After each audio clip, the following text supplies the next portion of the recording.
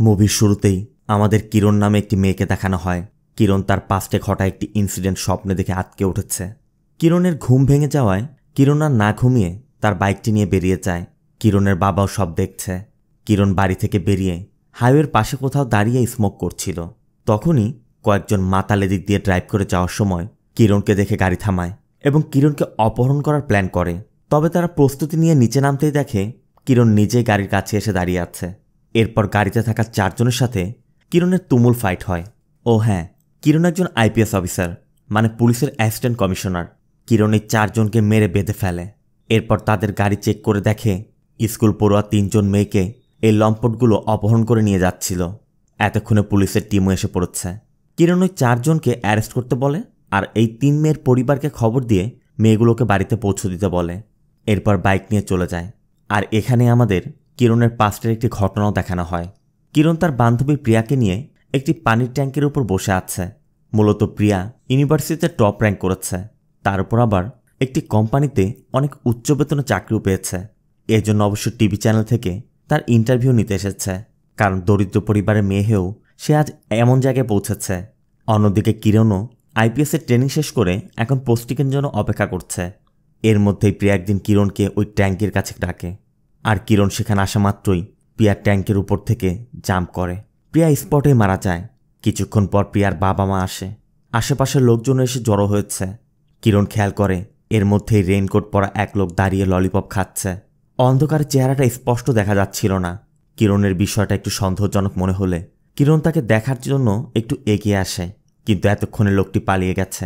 এরপর পুলিশও আসে। সিআই প্রিয়ার বাবার কাছে জানতে চায় মেয়ে আত্মহত্যা করেছে। কিরণ এসে বলে, স্যার নয়, এটা মার্ডার।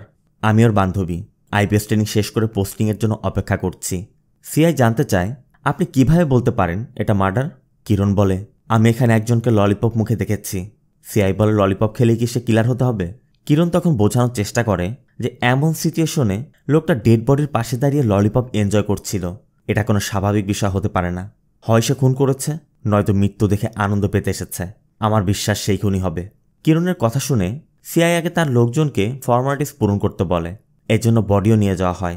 এদিকে চোখের সামনে বান্ধবীর এমন মৃত্যু কিরণ কিছুতেই মানতে পারছে না। ঘটনার পর পুলিশ তদন্তও শুরু করে। পুলিশ প্রথমেই প্রিয়ার বাবা মায়ের সাথে দেখা করে এবং জানতে চায় প্রিয়ার কোনো সমস্যা ছিল কিনা, মানে কারোর সাথে সম্পর্ক বা অন্য কিছু, মানে প্রিয়ার চরিত্র নিয়ে প্রশ্ন উঠছে। এদিকে কিরণ প্রতিদিনই থানায় গিয়ে বসে থাকে আর প্রতিদিনই একই উত্তর, তদন্ত চলছে, আপনি যান, আমরা আপডেট জানাবো। কিরণ ওই ললিপপ ম্যানের একটি স্কেচ বানিয়েছে, কারণ তার দৃঢ় বিশ্বাস ওই লোকটার এখানে থাকার পিছে কোনো রহস্য নিশ্চয় আছে।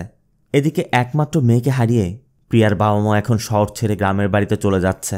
কিরণের মনে পড়ে প্রিয়া তাকে বলেছিল, তুই যখন পুলিশ অফিসার হবি কোনো ক্রিমিনাল তোর হাত থেকে ছাড়া পাবে না। প্রিয়ার মৃত্যুর পর থেকে কিরণ শুধু তার স্মৃতিগুলো নিয়ে পড়ে আছে। এটা দেখে কিরণের বাবাও কিরণকে বোঝায়, যা হবার তা তো হয়ে গেছে, এখন তুই সামনে ফোকাস কর। এগুলো নিয়ে পড়ে থাকলে তোর ক্যারিয়ারের কি হবে? অবশ্য কিরণের কথা, আমি যদি প্রিয়ার মৃত্যুর কারণই বের করতে না পারি কি হবে আমার ওই ক্যারিয়ার দিয়ে? কিরণের বাবা বলে, কেউই চিরদিন থাকে না, আমাদের মানিয়ে নিতে হয়। কিন্তু কিরণ কিছুতেই প্রিয়ার মৃত্যুকে ভুলতে পারছে না। এজন্য বাবার কথায় রেগে কিরণ বলে দেয়, আজ থেকে আমরা একই ছাদের নিচে একই বাড়িতে সম্পূর্ণ সেপারেট থাকব। কিরণ বাবার সাথে কথা বলা বন্ধ করে দেয়। পরদিন থানায় গেলে সিআই জানায়, দেখুন ম্যাডাম, এটা আত্মহনন কেস, তবে কারণটা কেউ জানে না। আপনার তো বান্ধবী ছিল, আপনি কিছু জানলে জানাবেন। কিরণ জানতে চায়, আপনি ট্যাঙ্কের আশেপাশে চেক করেছেন, সিসিটিভি চেক করেছেন, আর ওই ললিপপ লোকটাকে ধরেছেন, কিভাবে বললেন আত্মহননের কেস? কিরণ ললিপপ ম্যানের একটি স্কেচও দেখায়, তবে কোনো ফেস নেই। এই জন্য সিআই বলে, দেখুন ম্যাডাম, এটা আপনার কল্পনা, আপনি বরং একজন সাইকোলজিস্টের কাছে গিয়ে পরামর্শ নিন। কিন্তু কিরণ বারবারই জানতে চাচ্ছে আপনি কি কেসটা সঠিক তদন্ত করবেন কিনা সেটা বলুন। সিআই তখন বলে দেয়, দেখুন, আপনি এখনও আমার বস নন, তাই ঝামেলা করবেন না। কিরণও বুঝতে পারে তার কথায় সিআই আর কেসটি তদন্ত করবে না। এভাবে প্রিয়ার কেসটি ক্লোজ হয়ে গিয়েছিল। সিন প্রেজেন্টে কিরণ ব্রিজের উপর দাঁড়িয়ে প্রিয়ার ওই কথাটাই ভাবছে। প্রিয়া বলেছিল, তুই পুলিশ অফিসার হলে কোনো ক্রিমিনাল ছাড় পাবে না। কিন্তু কিরণ মনে মনে বলছে, একজন ক্রিমিনাল পালিয়ে গেছে রে প্রিয়া, মানে ওই ললিপপ ম্যানের কথা বলছে। সিন চলে যায় শহরের অন্য একটি স্থানে, যেখানে একটি কারের মধ্যে বসে এক ব্যক্তি ললিপপ হাতে ল্যাপটপে স্বপ্না নামে এক মেয়ের ফেসবুক লাইভ ভিডিও দেখছে। লোকটি স্বপ্নার ভিডিওর নিচে কমেন্টে রেস্ট ইন পিস লিখে। কিন্তু পোস্ট না করেই সামনের দিকে যেতে থাকে। অন্যদিকে স্বপ্না তখনও তার বন্ধুদের সাথে রাস্তায় দাঁড়িয়ে পার্টি করছে। তারা যখন সেলফি নিচ্ছিল ওই ফাঁকে ওই ললিপপ ম্যান তাদের ক্রস করে হাইওয়েতে চলে যায়। আর এরপরই সবাই যার যার মতো চলে যাচ্ছিল। স্বপ্নাও তার বয়ফ্রেন্ডের কারে করে তার বাড়িতে ফিরছে। এর মধ্যেই স্বপ্নার বয়ফ্রেন্ড বারবার স্বপ্নাকে টাচ করছিল। এটা দেখে স্বপ্না সানরুফ খুলে উপরে দাঁড়িয়ে এনজয় করছিল। আর ঠিক তখনই স্বপ্নার বয়ফ্রেন্ড কিছু একটা দেখে কার ব্রেক করা মাত্রই কারটি দুমড়ে মুচড়ে উল্টো দিকের রাস্তায় গিয়ে আশ্রে পড়ে। স্বপ্নাও ছিটকে দূরে গিয়ে পড়েছে। কেউ একজন স্বপ্নার মুখে টর্চ মেরে চেক করে সেখান থেকে চলে যায়। সিন চলে যায় পরবর্তী দিন। সকাল হতেই কিরণ গত রাতের অ্যাক্সিডেন্টের খবর পেয়ে সোজা হসপিটালে চলে যায়। আর আমরাও দেখতে পাই ললিপপ ম্যানের লাল কারটা এখানে পার্ক করা আছে, তার মানে সে হসপিটালে আছে। স্বপ্ন হসপিটালে ভর্তি। কিরণ এসেই দেখে সিআই অপেক্ষা করছে। আর সেই সিআই যে 2 বছর আগে প্রিয়ার কেসটি বন্ধ করেছিল। কিরণ স্বপ্নার বাবার সাথে কথা বলে। সে জানায় তাদের সাথে কারোর কোনো শত্রুতা নেই। স্বপ্না গত রাতও খুব খুশিতে ছিল। বাবা মাকে বলেও ছিল এখন সব কষ্ট দূর হয়ে যাবে। এরপরই এই অবস্থা। কিরণ ডক্টরের সাথে দেখা করলে ডক্টর জানায় ছেলেটি স্পটেই মারা গেছে। আর মেয়েটির ইন্টারনাল ইনজুরি হওয়ায় সে এখন কোমাতে আছে। এখনই কিছু বলা যাচ্ছে না। কিরণ অ্যাক্সিডেন্টের কারণ জানতে চাইলে সিআই বলে ওভার স্পিড। আর অ্যাক্সিডেন্টটা হচ্ছে এক্সপ্রেসওয়েতে, তাই সন্দেহ থাকে না। এই জন্য কিরণ সব ডিটেলস কালেক্ট করে অ্যাক্সিডেন্ট দেখিয়ে কেসটিকে ক্লোজ করে দিতে বলে। আর তখনই দেখা যায় ওই ললিপপ ম্যান দূরে দাঁড়িয়ে সব রেকর্ড করছে। কিরণ এখান থেকে সোজা কমিশনার অফিসে একটি মিটিংয়ে চলে যায়। কমিশনার তখন বলছিল সিএম বলেছে 1 বছরের মধ্যে শহরটাকে ক্রাইম ফ্রি করতে হবে। একজন বলছিল 1 বছর তো অনেক কম সময়। তখন কিরণ বলে প্রমাণের অভাবে যদি আমরা এভাবে কেস ক্লোজ করতে থাকি তাহলে 1 বছর লাগার কথা নয়। আর সিআইকে দেখিয়ে বলে উনি তো এতে এক্সপার্ট। সিআই বলে স্যার 2 বছর আগে উনি কোনো এক ললিপপ ম্যানের কথা বলেছিল। আমরা অনেক তদন্ত করে কিছু না পেয়ে কেসটি ক্লোজ করে দেই। ম্যাডাম নিজেও তো 2 বছর যাবৎ পার্সোনালি ইনভেস্টিগেট করেছে। উনি কি কিছু পেয়েছেন? অবশ্য কিরণের কথা 2 বছরে আমি হয়তো কোনো ক্লু পাইনি, তার মানে এই না প্রমাণের অভাবে বলতে হবে কোনো ক্রাইম হয়নি। মিটিং শেষে এসপিও জানতে চায় তুমি এখনও বিশ্বাস করো ওই ললিপপ ম্যান আছে? কিরণ শুধু বলে এটা আমার কল্পনা না স্যার, ও বাস্তবে আছে। আর কিরণ সেই দিনের অপেক্ষায় আছে যেদিন সে ওই ললিপপ ম্যানকে ধরতে পারবে। অন্যদিকে আমাদের দেখানো হয় শহর থেকে দূরে একটি আন্ডার কনস্ট্রাকশন বিল্ডিংয়ে ওই ললিপপ ম্যান আস্তানা গেড়ে আছে। এরপর একদিন কিরণের কাছে একটি কমপ্লেন আসে যেখানে বলা হয়েছে একটি ছেলে পাবলিক প্লেসে একটি মেয়েকে থাপ্পড় দিয়েছে, অথচ ক্যাফের সিসিটিভি ফুটেজ বলছে মেয়েটি প্রথমে ছেলেটিকে থাপ্পড় দিয়েছিল। এজন্য মেয়েটির পরিবার চলে যায়। তবে ওই সিসিটিভি ফুটেজ দেখার সময় ফুটেজের কিছু একটা দেখে কিরণের একটু সন্দেহ হয়। আর সিন চলে যায় রাতে। হুডি পরিহিত এক লোক ঋতু নামে এই মেয়েটিকে ফলো করছে। এই ছেলেটির নাম অরুণ। অরুণ কন্টিনিউয়াস ঋতুকে কল করে যাচ্ছে। ঋতু অ্যান্সার না করে দ্রুত হোস্টেলে চলে যায়। তবে কিছুক্ষণ পরই অরুণ একটি ফটো পাঠিয়ে লিখে তুমি যদি কথা না বলো আমি ভিতরে চলে আসব। এজন্য ঋতু বাধ্য হয়ে ফোন পিক করলে অরুণ ঋতুকে ছাদে যেতে বলে। বাধ্য হয়ে ঋতু ছাদে এসে দেখে অরুণ হোস্টেলের সামনে দাঁড়িয়ে আছে। অরুণ বলে তুমি আমার কল রিসিভ করছো না দেখে আমি সরাসরি চলে এলাম। ঋতু বলে সরি, আমার পরীক্ষা, এই জন্যই আমি কল রিসিভ করিনি। কিন্তু অরুণ বলে যতক্ষণ আমি কল না কাটবো তুমি কথা বলতে থাকবে। এদিকে ঋতুর ফোনের ব্যাটারি শেষ হওয়ার উপক্রম। অরুণ কথা বলেই যাচ্ছে। বলতে বলতে ঋতু ঘুমিয়ে পড়ে। এরপর ঘুম ভাঙতেই দেখে ব্যাটারি ডেড। এদিকে দরজায় কেউ নক করছে। ঋতু দরজা খুলে ক্ষমা চায়। তবে দরজায় অরুণ নয়, কিরণ দাঁড়িয়ে। ঋতু দ্রুত ছাদে গিয়ে চেক করে দেখে অরুণ সেখানে নেই। তখনই কিরণ এসে জানতে চায় কি সমস্যা ঋতু? ঋতু বলছিল কিছু না। তখনই কিরণ একটি ফুটেজ দেখিয়ে বলে এই মেয়েটি যখন ছেলেটিকে থাপ্পড় দিল সবার ফোকাস ছিল সেই দিকে, অথচ একমাত্র তোমাকে দেখা যাচ্ছে চিন্তিত হয়ে বসে আছো। কারণ কি জানতে? আমি তোমাকে কয়েকবার কল করেছি, এরপর দেখলাম ফোন বন্ধ। আমাকে খুলে বলো কি সমস্যা, ওর নাম কি? ঋতু বলে ওর নাম অরুণ। এখানে আমাদের দেখানো হয় অরুণ ঋতুকে প্রপোজ করেছিল, কিন্তু ঋতু তার অ্যান্সার দিচ্ছিল না। তখন অরুণ ঋতুর রাস্তা আটকে জোরপূর্বক ঋতুকে ইয়েস বলাতে চাচ্ছিল। অবশ্য ঋতু কিছুতেই বলতে চাচ্ছে না, কারণ অরুণের মানসিকতা দেখে ঋতু ভয় পেয়ে যাচ্ছিল। আবার অরুণ ঋতুকে রাজি করাতে নিজে ব্রিজ থেকে লাফ দেওয়ারও ভয় দেখায়।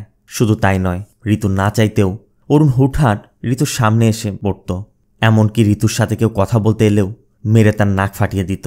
অরুণ ঋতুকে এটাও বলেছিল যদি ওর কথা না মানে তাহলে সে ঋতুকে গায়েব করে দিবে। এরপর আবার অরুণ 2 দিন যাবৎ বলছে ঋতু যেন ওর পছন্দের ড্রেস পরে ওর সাথে দেখা করে, কিন্তু ঋতু তা না করে দুদিন যাবৎ যোগাযোগ বন্ধ রাখতেই আজ সে সোজা হোস্টেলে চলে এসেছে। কিরণ জানতে চায় পুলিশের কাছে কেন কমপ্লেন করনি। ঋতু বলে, ম্যাডাম, আমি দরিদ্র পরিবারের মেয়ে, আমি চাই না আমার স্বপ্নগুলো এভাবে শেষ হয়ে যাক। আমি নিউজে দেখেছি এমনই এক বকাটে ছেলে একটি মেয়েকে ছুরি মেরে খুন করেছে। আমি চাই না আমার সাথে এমনটা হোক। আপনি যদি কমপ্লেন ছাড়া কিছু করতে না চান আমাকে ক্ষমা করুন। কিরণ শুধু বলে, তোমার কি মনে হয় কমপ্লেনের ভরসায় বসে থাকলে আমি আজ এখানে আসতাম? তোমার কোনো ভয় নেই। সিন চলে যা পরবর্তী দিন। কিরণ সেই পার্কে যায় যেখানে অরুণ ঋতুকে যেতে বলেছে, আর অরুণও ঋতুর জন্য সেখানে অপেক্ষা করছিল। তবে অরুণ কিরণকে দেখার পর তার মাথা ঘুরে গেছে। অরুণ কিরণের পিছু পিছু ঘুরতে শুরু করে এবং কিরণের ভিডিও বানাচ্ছিল। কিরণও আগে থেকেই সব সেট আপ করে রেখেছে। সাদা পোশাকের কয়েকজন পুলিশ সদস্যও এই সব কিছু ভিডিও করছে আর নজর রাখছে। অরুণও কিরণকে দেখে নিজেকে কন্ট্রোল করতে না পেরে একসময় কথা বলতে চায়। কিরণও পাত্তা না দেয় অরুণ হাত চেপে ধরে, আর তখনই কিরণ অরুণকে থাপ্পড় দিয়ে বসে। সাথে সাথে অন্য সদস্যরা এসে তাকে অ্যারেস্ট করে। এই ঘটনা অনেকে ভিডিও করে রাখে, আর অরুণের অ্যারেস্টের খবর পেয়েই অরুণের বাবা লয়ার নিয়ে থানায় চলে আসে। অরুণের বাবা এসে জানতে চায় তার ছেলেকে কেন অ্যারেস্ট করা হলো। পুলিশ জানায় সে মেয়েদেরকে ইপটিজিং করে, আর এটা শুনে অরুণের বাবা বলে, ইয়াং ছেলে, সুন্দরী মেয়ে দেখলে এমন একটু করতেই পারে। তবে কিরণ অরুণের বাবার কথার উচিত জবাব দিয়ে দেয়, যেটা শুনে অরুণের বাবা চুপ করে যায়। এরপর কিরণ বাপ বেটাকে প্রথমবারের মতো ওয়ার্নিং দিয়ে ছেড়ে দেয়। এদিকে বাড়ি ফিরেই অরুণের বাবা বলছিল, আমার জীবনে কোনো মেয়ে মানুষ আমার সাথে এভাবে কথা বলেনি। তোর জন্য আজ আমাকে এক মেয়ের কাছে অপমানিত হতে হলো। মোট কথা, অরুণের বাবা মেয়েদেরকে ছোট করে দেখে। তার কথা মেয়েরা পুরুষের কথায় চলবে, পুরুষের উপর কথা বলতে পারবে না। বাবার কথা শুনে অরুণ রাগে নিজের ঘরে গিয়ে ভাঙচুর শুরু করে।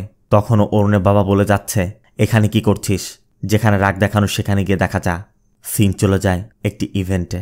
সংযুক্তা নামে একটি মেয়ে প্যান এশিয়া বাইক ট্যুরে পার্টিসিপেট করতে যাচ্ছে, তাই সংযুক্তাকে নিয়ে এই অনুষ্ঠান। আর এই অনুষ্ঠানে কিরণকেও ইনভাইট করা হয়েছে। মূলত নারীদের মোটিভেশনের জন্যই এই প্রোগ্রাম করা। অন্যদিকে অরুণ তার দুই বন্ধুর সাথে বারে বসে আছে, তার মনের মধ্যে শুধু কিরণের কথা। এদিকে ওই ঘটনার ভিডিও ভাইরাল হয়ে যাওয়ায় সবাই অরুণকে দেখে হাসছে। তার উপর আবার টিভিতে কিরণের নিউজ দেখে অরুণ আরও খেপে যাচ্ছিল। অরুণ বলছিল, আমি ওকে ছাড়ব না, আমি ওর ফিউচার ডিসাইড করব। এর জন্য পরবর্তী দিন থেকেই অরুণ বাইক নিয়ে কিরণের পিছু করতে শুরু করে। এদিকে guild of women achievers award association থেকে দুজন লোক এসেছে। মূলত তারা কিরণকে তাদের এই অ্যাওয়ার্ডের জন্য সিলেক্ট করেছে।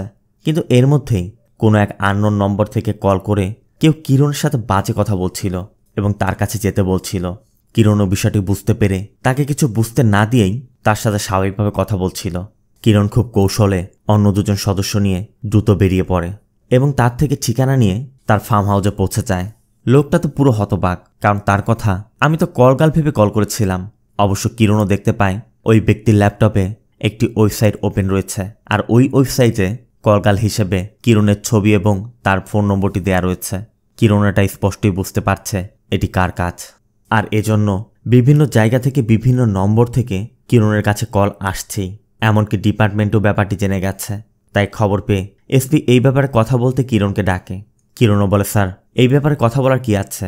এমন লোকদের গুলি করে মারা উচিত। এসপি বলে, একজন পুলিশের মতো কথা বলো।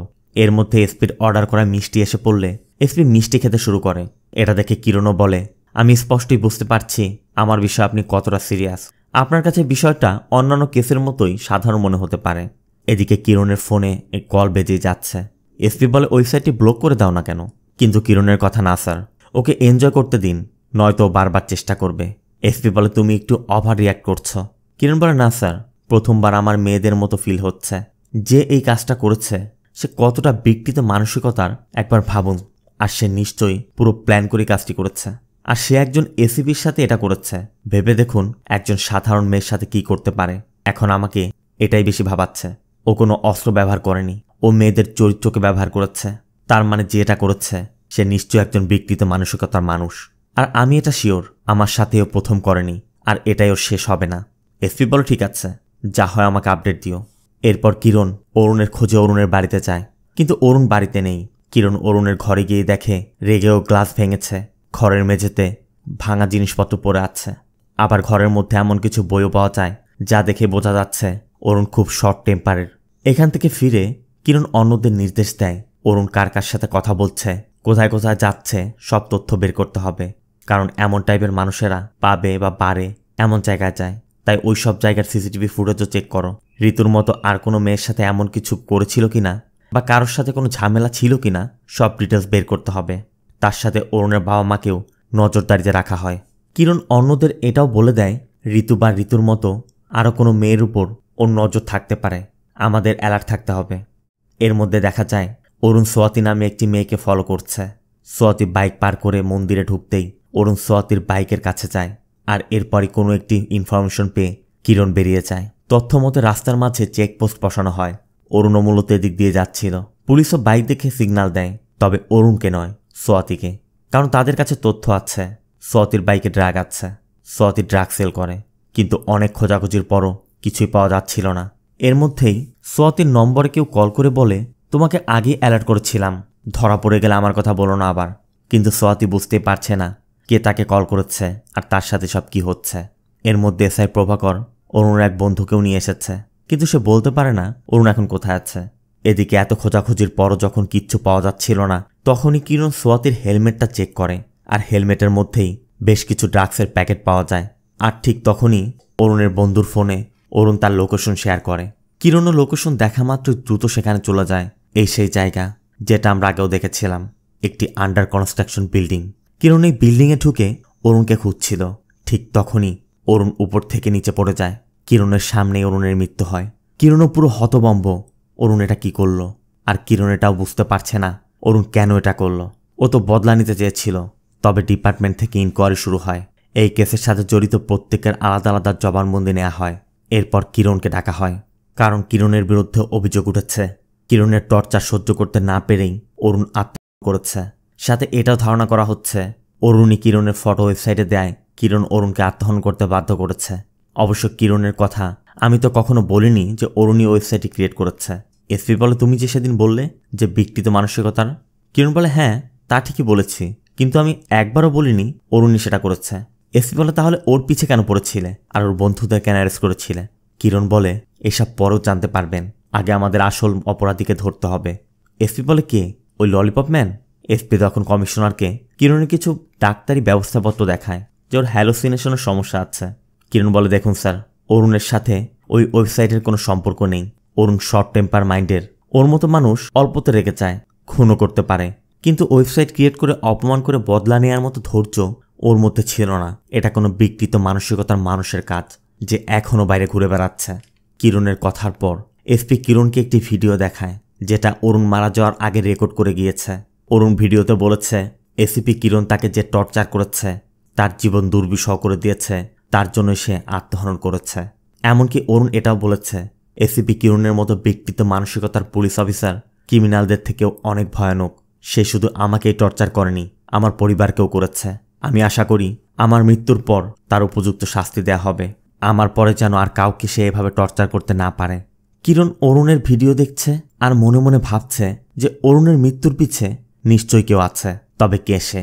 আর তখনই আমাদের নতুন একটি ক্যারেক্টারকে দেখানো হয় যার নাম রাম। তবে রাম এসবের সাথে কিভাবে যুক্ত তা আমরা একটু একটু করে জানতে পারবো। এদিকে কিরণের কাছে জানতে চাওয়া হয়, তুমি যদি জানতেই অরুণ এসব করেনি, তারপরও কেন তার পিছে পড়েছিলে? কিরণ বলে, যদিও আমি জানতাম ও কাজটা করেনি, তারপরও আমার মনে হচ্ছিল কোনোভাবে ও ওয়েবসাইটের সাথে যুক্ত থাকতে পারে। আর আমার ধারণা ছিল কেউ আমাকে দিয়ে অরুণকে টার্গেট করিয়েছে। আমি শুধু অরুণকে অ্যালার্ট করতে চেয়েছিলাম, কিন্তু এখন আমি বুঝতে পারছি আমাকে টার্গেট করতে কেউ অরুণকে ব্যবহার করেছে। যদিও কিরণ যথাসাধ্য বোঝানোর চেষ্টা করে, তারপরও তারা কিরণের এসব চিন্তাধারা দেখে কিরণকে সাসপেন্ড করে দেয়। আর আমরাও দেখতে পাই রামও মূলত এটাও চেয়েছিল। সিন চলে যায় একটি ময়লার ভাগাড়ে। ময়লার মধ্যে মানুষের হাতের একটি কাটা আঙ্গুল পাওয়া যায়, যেটা দেখে পুলিশও এসেছে। আঙ্গুলটিও পচতে শুরু করেছে। পুলিশ আঙ্গুলটি সংগ্রহ করে ফরেন্সিক ডিপার্টমেন্টে পাঠায়। এদিকে কিরণের সাসপেনশনের পর এই ঘটনার জন্য কিরণের আশেপাশের সবাই কিরণকে অন্য চোখে দেখছে। কিরণের সাথে যাদের ভালো সম্পর্ক ছিল তারাও এখন দূরে দূরে থাকতে চেষ্টা করছে, অপমান অপদস্থ করছে। কিরণকেও সব মুখ বুঝে সহ্য করতে হচ্ছে। অন্যদিকে রামও নতুন কোনো মেয়েকে মারার প্ল্যান সাজাচ্ছে। এর মধ্যেই জানা যায় ময়লার ভাগাড়ে যে আঙ্গুলটা পাওয়া গিয়েছিল সেটা একজন মেয়ের আঙ্গুল। আর এটা নিয়ে এখন মানুষের মধ্যে আতঙ্ক কাজ করছে, কারণ যাদের পরিবারের মেয়েরা দূরে থাকে সবাই খোঁজ নিচ্ছে কিরণও ঘরে বসে বসে তদন্ত চালিয়েই যাচ্ছে। এর মধ্যে কিরণ একদিন এসআই প্রভাকরকে ডাকে এবং নিজের ইনকোয়ারি করতে বলে। কিরণ বলে, ক্রিমিনালকে তা আমরা জানি না, কিন্তু ভিকটিমকে আমরা জানি, কারণ এই ভিকটিম আমি নিজেই। সবকিছু শুরু হয়েছিল ওই ওয়েবসাইট থেকে। আমার নিজের ইনভেস্টিগেশন তো আর আমি নিজে করতে পারি না, কারণ আমার মাইন্ড কখনো আমার বিরুদ্ধে চিন্তা করবে না। তাই ওই ক্রিমিনালের কাছে পৌঁছাতে আমার প্রপার তদন্ত দরকার। আর এই ওয়েবসাইটটি স্টার্ট করার পিছে নিশ্চয়ই কোনো প্ল্যান ছিল। প্রভাকর একটু কনফিউজড হয়ে যায়। প্রভাকর বলে, আপনি বলছেন অরুণ এসব করেনি, তাহলে আপনি অরুণের পিছে কেন পড়েছিলেন? যদি আপনি আমাকে প্র্যাকটিক্যালি কনভিন্স করতে পারেন যে এর পিছে অন্য কেউ আছে, আমি রিস্ক থাকলেও আপনাকে সাহায্য করব। এর জন্য কিরণ প্রভাকরকে নিয়ে অরুণের বন্ধুদের সাথে দেখা করে এবং জানতে পারে অরুণ যেদিন থানা থেকে ছাড়া পেয়েছিল সেই দিনই তারা শেষ অরুণকে দেখেছিল। আর অরুণ কিরণের উপর অনেক ক্ষিপ্তও ছিল। ও কিরণের ফিউচার নষ্ট করে দিতে চাচ্ছিল। এখান থেকে ফিরে কিরণ এখন ভাবছে, অরুণকে ছাড়া 3 দিন পর ওয়েবসাইটের ইস্যুটা সামনে আসে, তাহলে অরুণ এই 3 দিন কোথায় ছিল? প্রভাকর বলে, হয়তো কোথাও লুকিয়ে ওয়েবসাইটের কাজ করেছে। কিন্তু কিরণের কথা, অরুণই যদি ওয়েবসাইটটি বানাবে তাহলে কেন আত্মহনন করবে?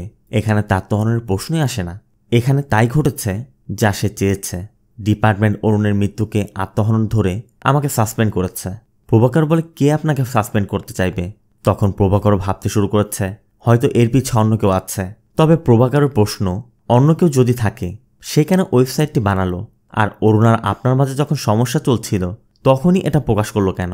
কিরণ বলে, হয়তো কোনো ঘটনার জের ধরে আমার ক্ষতি করার চেষ্টা করছে। প্রভাকর জানতে চায়, এমন কোনো ঘটনা ঘটেছিল কি? কিরণ বলে, তেমন কিছু না, তবে 2 বছর আগে আমার বান্ধবী প্রিয়ার মৃত্যুর ঘটনায় আমি আসল অপরাধীকে খুঁজছিলাম। প্রভাকর বলে, তাহলে কি ওই ঘটনাও এই একই লোক ঘটিয়েছিল? কিরণের কথা হতেও পারে, কারণ অরুণ আর প্রিয়া দুজনই একই প্যাটার্নে আমাকে দেখার পর জাম্প করেছে। একজনের মৃত্যু ছিল আমার ব্যক্তিগত লস, দ্বিতীয়টি মানে অরুণের মৃত্যু আমার কেরিয়ারের কালো দাগ। আর সব থেকে সিমিলার ব্যাপার হলো 2টি কেসই আত্মহনন বলে ক্লোজ করা হয়েছে। কিন্তু আমি নিশ্চিত বলতে পারি এই 2টি খুন ছিল। কিরণের কথা আপাতত ধরা গেল 2টি খুনই হয়তো কিরণের ক্ষতির জন্য করেছে। তবে 2 বছর গ্যাপে কেন করলো? এসব রহস্য জানতে কিরণ আর প্রভাকর সেই বিল্ডিংয়ে চলে যায় যেখানে অরুণ মরেছিল। সেখানে গিয়ে কিরণরা বুঝতে পারে অরুণ হয়তো ওই 3 দিন এখানে ছিল। যদিও পুলিশ এখানে তদন্ত করেছিল, কিন্তু তারা মার্ডার অ্যাঙ্গেলে তদন্ত করেনি। তাই কিরণ মার্ডার অ্যাঙ্গেল থেকে তদন্ত করছে। তারা ধারণা করছে হয়তো খুনি প্ল্যান করে কিরণ আসার পর অরুণকে খুন করে পালিয়েছে।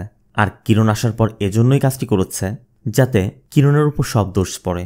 কিরণ খেয়াল করে পিছে সূর্য থাকায় প্রভাকরের চেহারায় তার ছায়া পড়েছে। তখনই কিরণের মনে পড়ে অরুণ তো এখানে দাঁড়িয়ে ভিডিও রেকর্ড করেছিল।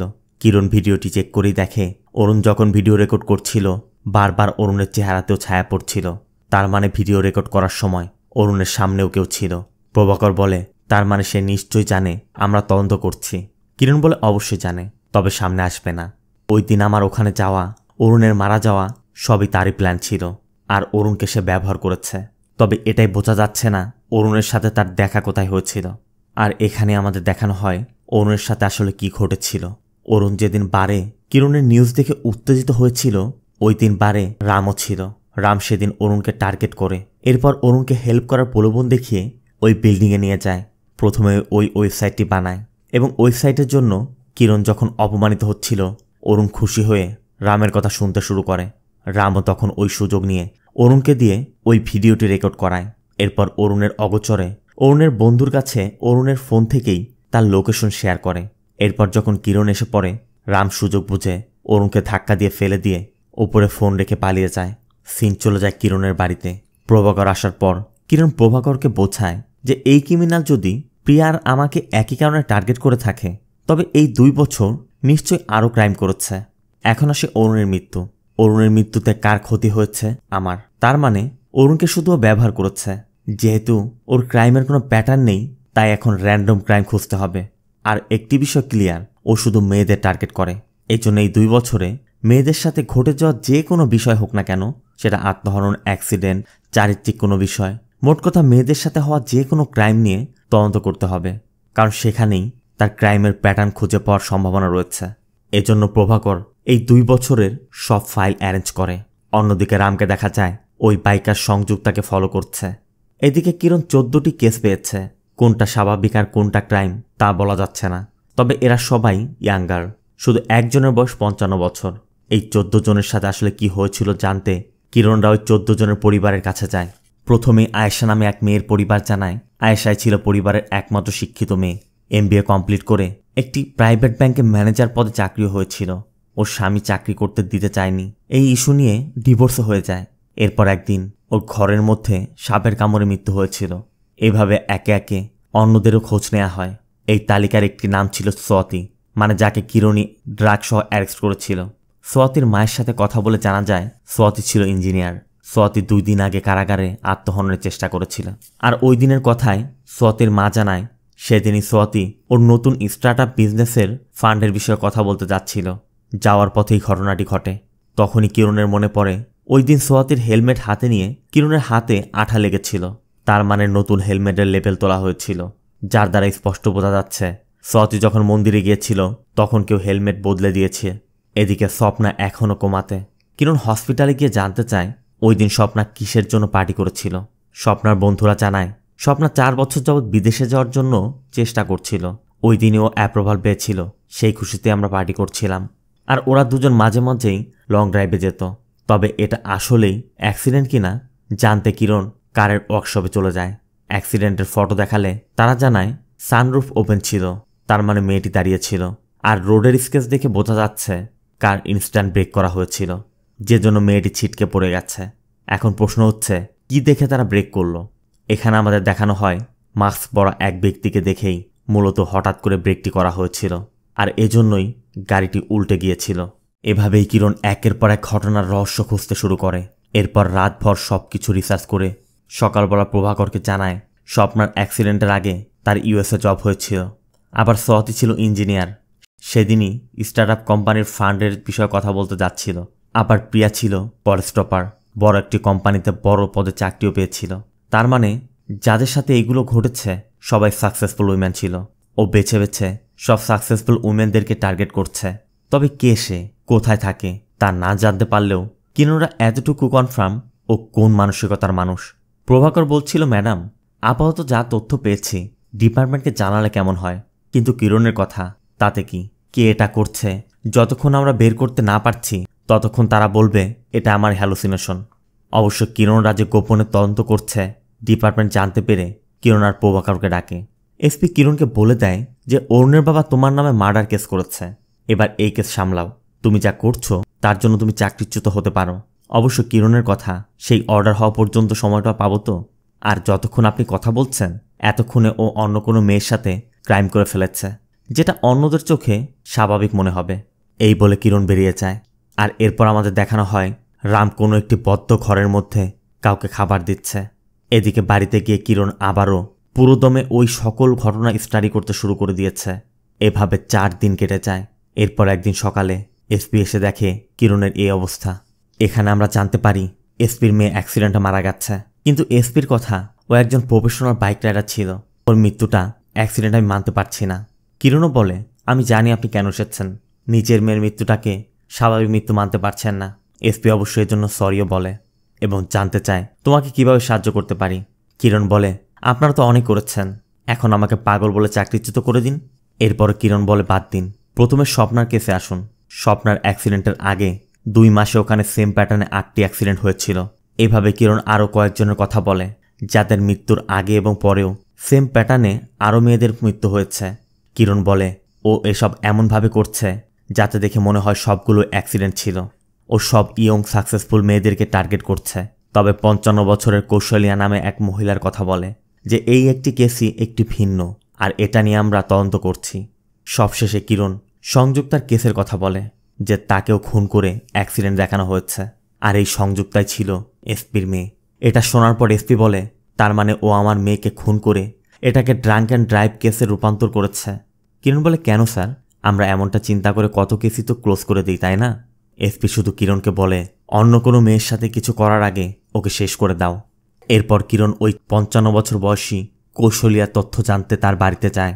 আর আমরাও দেখতে পাই এটাই রামের বাড়ি, আর রামই কৌশলিয়ার ছেলে। কিরণকে দেখেই রাম ভিতরে নিয়ে বসায়। এরপর কিরণ রামের কাছে জানতে চায় আপনার মায়ের মৃত্যু নিয়ে আপনার কোনো ডাউট আছে?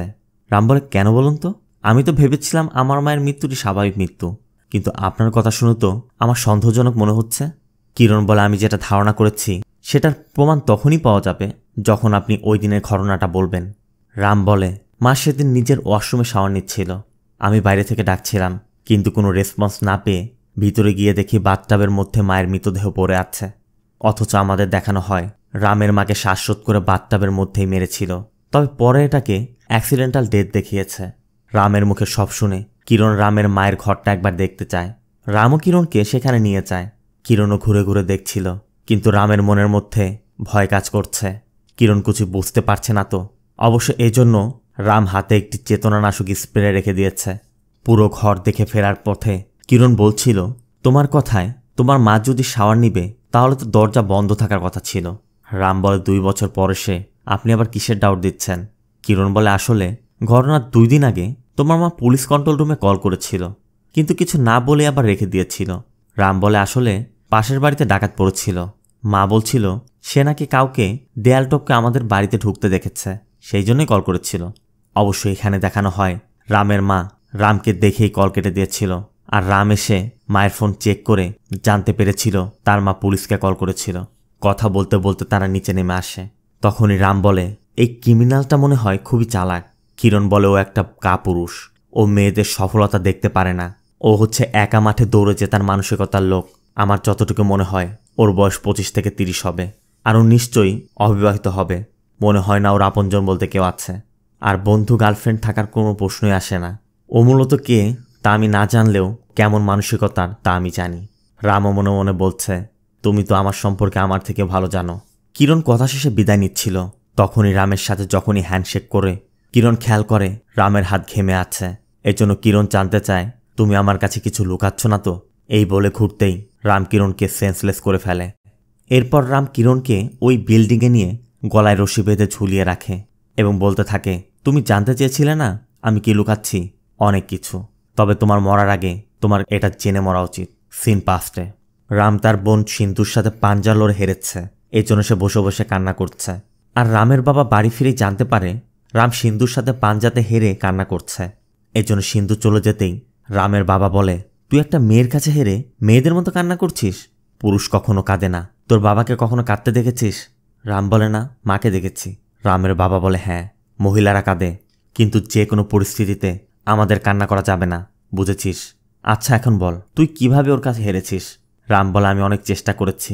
আমি ওর দিকে তাকিয়েছিলাম, ভয় পাচ্ছিলাম আমি হেরে যাব না তো। রামের বাবা বলে, মেয়েরা এমনিতেই এগিয়ে যায়, জিতে যায়, আর আমরা যেখানকার সেখানেই থেকে যাই। ওদের কোনোভাবেই জিততে দেয়া যাবে না। একজন পুরুষের সম্মান তার গোফে। তুই যদি কান্না করিস তোর কখনো গোফ উঠবে না। দেখিস না মেয়েরা কান্না করে বলে তাদের গোফ নেই? ওই দিন রামের বাবার বলা কথাগুলো রামের ব্রেনের মধ্যে গেঁথে গিয়েছিল। তাই ওই দিনের পর থেকে রাম সিন্ধুর সফলতা দেখতে পারত না। তাই তার বাবা মারা যাওয়ার পরও বড় হয়ে রামের মাথায় শুধু ওই কথাগুলোই কাজ করত যে মেয়েদের কিছুতেই জিততে দেওয়া যাবে না। আর এজন্যই সিন্ধু যখন ইউএসএ জব অফার পেয়ে ইউএস চলে যাবে, সিন্ধু যাওয়ার আগেই রাম সিন্ধুকে ঘুমের ওষুধ মেশানো ললিপপ খাইয়ে একটি ঘরের মধ্যে নিয়ে আটকে রাখে। এরপর জ্ঞান ফিরলে রাম বলছিল, তোর কি মনে হয় আমি এখনো ছোট আছি যে তুই এগিয়ে যাবি? আমি এখন গোফওয়ালা পুরুষ। সিন্ধু বলে, দেখ, আমরা একসাথে জিততে চেয়েছিলাম, কিন্তু তুই সবসময় চেয়েছিস আমরা হেরে যাই। শেষ পর্যন্ত তুই হেরে যাবি দেখিস। তুই না হয় আমাকে আটকাতে পারবি, কিন্তু দুনিয়ার অন্য সব মেয়েদেরকে কিভাবে আটকাবি? রাম বলে, শুধু তোকেই কেন, আমি যত মেয়েকে দরকার আটকাবো। তুই এখানে আটকা থেকে শুধু দেখতে থাক। সিন প্রেজেন্টে রাম কিরণকে বলে, এবার একটা ভিডিও রেকর্ড করো, তোমার আত্মহননের ভিডিও। কিরণ জানতে চায়, কেন আত্মহনন কেন করব? রাম বলে, তুমি বলবে তোমার কারণে এক ছেলে মারা গেছে, তুমি সাসপেন্ড হয়েছ, এই জন্য যে জায়গায় ছেলেটি মরেছিল আমিও সেখানে সে আত্মহনন করেছি। এমনভাবে বলবে যাতে মানুষ ভিডিও দেখে বিশ্বাস করে, ঠিক অরুণের মতো। কিরণ বলে, তোর কি মনে হয় তুই যা বলবি আমি তাই করব? রাম বলে, অবশ্যই, না হলে আমি তোমার বাবাকে মেরে ফেলব। কিরণ জানতে চায় তার কি দোষ। রাম বলে, অবশ্যই দোষ আছে, সব দোষ তার। তোমাকে এমনভাবে বড় করাটা তার সব থেকে বড় দোষ। এভাবে কেউ কোনো মেয়েকে বড় করে, এই জন্য তাকে বড় পানিশমেন্ট দেয়া হবে। এখানে রাম এটাও জানায় প্রিয়াকে সে কিভাবে মেরেছে। রাম বলে, একজন মেয়ে কিভাবে 18 লাখ টাকা বেতনের চাকরির অফার পায়? যখন কোনো মেয়ে ছেলেদের উপর উঠে যায় আমি সেটা মানতে পারি না। এখানে এটাও জানা যায় রাম প্রিয়াকে চয়েস দিয়েছিল, হয় নিজে মরবে নয়তো কিরণকে মরতে হবে। তাই প্রিয়া যখন ছাদে ছিল, কিরণ আসার পর রাম দূর থেকে কিরণকে গান পয়েন্ট করেছিল, তাই বাধ্য হয়ে প্রিয়া ঝাঁপ দিয়েছিল। তার মানে কিরণকে বাঁচাতেই প্রিয়া সেদিন মরেছিল। বাবাকে বাঁচাতে বাধ্য হয়ে কিরণ ভিডিও রেকর্ড করে। এরপর রাম কিরণকে বলে, তুমি শেষ না, আরও অনেক মেয়ে অপেক্ষা করছে। তোমাকে মারার পর তাদেরকেও মেরে তোমার কাছে পাঠানোর ব্যবস্থা করতে হবে। বলে কিরণের পায়ের নিচের টুলটি সরিয়ে দিয়ে চলে যাচ্ছিল। কিন্তু কিরণের হাত খোলা থাকায় কিরণ রশি টানতে টানতে উপর থেকে খুলে যায়। আর এরপরই রাম কিরণকে মারতে আসে। এরপর দুজনের মধ্যে বেশ কিছুক্ষণ ফাইট হয়। এক পর্যায়ে কিরণ রামের পেটের মধ্যে একটি রড ঢুকিয়ে দেয় আর তার গান নিয়ে রামকে জ্ঞান পয়েন্ট করে রাখে এবং বলে, প্রিয়া কনফিডেন্ট ছিল যে আমার হাত থেকে কোনো ক্রিমিনালই রক্ষা পাবে না। তুই কি ভেবেছিস মেয়ে হওয়া ললিপপ খাওয়ার মতো সোজা? তারপরও রাম বলে, তোমরা সবসময়ই লুজার, আমি উইনার। কিরণ জানতে চায় এখনও তোর কি আছে যে জন্য তুই জিতে যাবি? তুই এখনও আমার কাছে কি লুকাচ্ছিস? রাম শুধু বলে, বলবো না। বলেই রাম মারা যায়। কিন্তু কিরণ শুধু ভাবছে ও কি লুকিয়েছে। কিরণ সাথে সাথে রামের ফোন থেকে প্রভাকরকে কল করে এবং জানায় যে ওই ললিপপ ম্যান মারা গেছে, কিন্তু মারার আগেও আমাকে লুজার বলেছিল। ও মনে হয় আমার থেকে কিছু লুকাচ্ছে। আমি ওর বাড়িতে যাচ্ছি, তুমি সবাইকে খবর দাও। বলে রামের পকেট থেকে চাবি নিয়ে কিরণ রামের বাড়িতে যায় এবং বাড়ির পিছন দিক দিয়ে আন্ডারগ্রাউন্ডে এসেই একটি তালাবদ্ধ ঘর দেখে কিরণ ওই তালা ভেঙে ভিতরে ঢুকতেই দেখতে পায় সেখানে সিন্ধু বেহুশ হয়ে পড়ে আছে আর সিন্ধুর হাতের একটি আঙ্গুল কাটা। সিন্ধুকে দ্রুত হসপিটালে নেওয়া হয়। এরপর জ্ঞান ফিরলে কিরণ সিন্ধুর সাথে দেখা করে। সিন্ধু জানায় ও আমার থেকে 2 বছর কেড়ে নিয়েছে, মানে 2 বছর যাবৎ সিন্ধুকে বন্ধু করে রেখেছিল। সিন্ধু বলে ও এক একটা মেয়ের স্বপ্ন নষ্ট করে এসে আমার সাথে শেয়ার করে মজা নিত। আমি অনেকবার মরতে চেয়েছি কিন্তু মরিনি, কারণ আমি আগে মরলে আমি হেরে যেতাম। এই জন্য এত কষ্টের পরও আমি বেঁচে থাকার চেষ্টা করেছি। কিরণ সিন্ধুর এই জবানবন্দি শুনিয়ে কমিশনারকে বলে ও এমন এক বিকৃত মস্তিষ্কের মানুষ ছিল যে মেয়েদের সফলতা দেখতে পারত না। এমন মানুষের কথা বলে তাকে ফেমাস বানানোর দরকার নেই, এমন মানুষকে মেরে ফেলাই উত্তম। এসপি বলে, তুমি এত বড় একটি কেস সলভ করলে, তোমার কথা প্রকাশ করব না? কিরণ বলে, আমার কোনো খ্যাতি চাই না, তার চেয়ে ওর দ্বারা ক্ষতিগ্রস্ত পরিবারকে সাহায্য করুন। কিন্তু কমিশনার জানতে চায় মিডিয়াকে কি বলবো। কিরণ বলে, মিথ্যা বলুন। এই জন্য কমিশনার মিডিয়াকে বলে যে অরুণের আত্মহননের সাথে কিরণের কোনো সম্পর্ক নেই, ওটা ছিল পূর্ব পরিকল্পিত খুন। আর এই খুন যে করেছিল সে একজন বিকৃত মস্তিষ্কের মানুষ ছিল যে নিজের বোনকেই 2 বছর আটকে টর্চার করেছে, এমনকি নিজের মাকে পর্যন্ত খুন করেছে। আর আমরা যে হাতের আঙ্গুল পেয়েছিলাম তা ওই মেয়েরই ছিল, মানে রামের বোনের, যে নিজের একটি আঙ্গুল কেটে ডাস্টবিনে ফেলেছিল যাতে তার খোঁজ করা হয়। তাকে এখন উদ্ধার করা হয়েছে, সে সুস্থ আছে। এমনকি এসিপি কিরণ একজন ফিমেল অফিসার হয়েও সে প্রশংসনীয় কাজ করেছে। তবে কমিশনারের কথা শুনে কিরণ চলে যাচ্ছিল। অবশ্য প্রভাকরকে দেখে কিরণ জানতে চায় যদিও সে ফিমেল অফিসার হয়ে এর মানে কি? রামই প্রথম ব্যক্তি ছিল না, আর ওই শেষ ব্যক্তি না। এটা আমাদের মাইন্ডসেট যা আমাদের পরিবর্তন করতে হবে। ফেরার পথে সেই অ্যাসোসিয়েশন থেকেও কল আসে যারা জানায় আমরা গিল্ড অফ উইমেন অ্যাচিভার্স অ্যাওয়ার্ডে আপনার নাম দিতে চাচ্ছি। কিরণ শুধু জানতে চায় এখান থেকে উইমেন কথাটা বাদ দিতে পারবেন? লোকটা কিছুই বলছিল না, তাই কিরণ ফোন রেখে দিয়ে সোজা বাড়িতে চলে যায়। আসলেই তো, সমাজে একজন নারী যতই বড় কিছু করুক না কেন, তাকে সম্বোধন করার সময় নারী হিসেবে সহানুভূতির দৃষ্টিতেই সম্বোধন করা হয়, যেটা কখনো কোনো পুরুষের ক্ষেত্রে করা হয় না। আর আমাদের সমাজে এমন অনেক মানুষই আছে যারা নারীদের সফলতাকে দেখতে পারে না। মুভিটি আপনার কেমন লাগলো কমেন্ট করে জানাবেন। ভিডিওটি ভালো লাগলে ভিডিওতে লাইক দিয়ে চ্যানেলটিকে সাবস্ক্রাইব করতে একদম ভুল করবেন না। দেখা হবে অন্য কোনো মুভি বা সিরিজের এক্সপ্লেনেশন ভিডিওতে। ততক্ষণ সবাই ভালো থাকবেন, সুস্থ থাকবেন। আল্লাহ হাফেজ। সদ্য চাকরি পাওয়া এক আইপিএস অফিসারের বান্ধবীর মৃত্যু হয়। লোকাল পুলিশে আত্মহনন বলে কেসটিকে বন্ধ করে দেয়, কিন্তু ওই আইপিএস অফিসারের ধারণা তার বান্ধবীকে কেউ খুন করেছে। এর জন্য সে তদন্ত শুরু করে। আর এর ঠিক 2 বছর পর তার তদন্ত উঠে আসতে থাকে একের পর এক খুনের রহস্য, যা কেউ কল্পনাও করেনি। কিন্তু কে কিভাবে খুনগুলো করছে তার রহস্য কেউই জানে না। আজ এমনই এক কমপ্লিকেটেড আর টুইস্টে ভরা মুভির এক্সপ্লেনেশন নিয়ে এসেছি। Hello friends, this is Plabon and welcome to Plabon world. বলছি 2024 সালে তেলুগু ভাষায় মুক্তি পাওয়া murder mystery suspense thriller movie রাকসানার কথা।